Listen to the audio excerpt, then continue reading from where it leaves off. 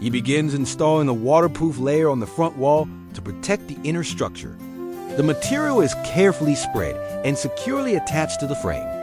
He pays close attention to sealing the edges to prevent water from seeping in. Every detail is checked to ensure full coverage. As a result, the wall becomes more durable and weather-resistant.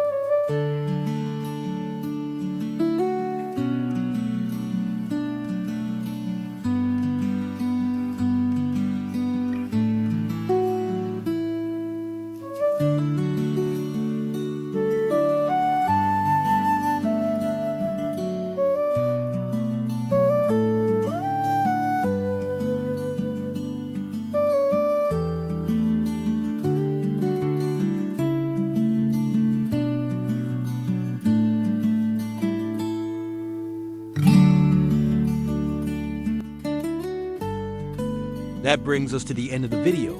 Thank you so much for watching. If you enjoyed it, don't forget to like and subscribe so you won't miss the next building journeys. Your support is what keeps us going and creating even better content. Feel free to leave a comment and share your thoughts about this house. See you in the next video.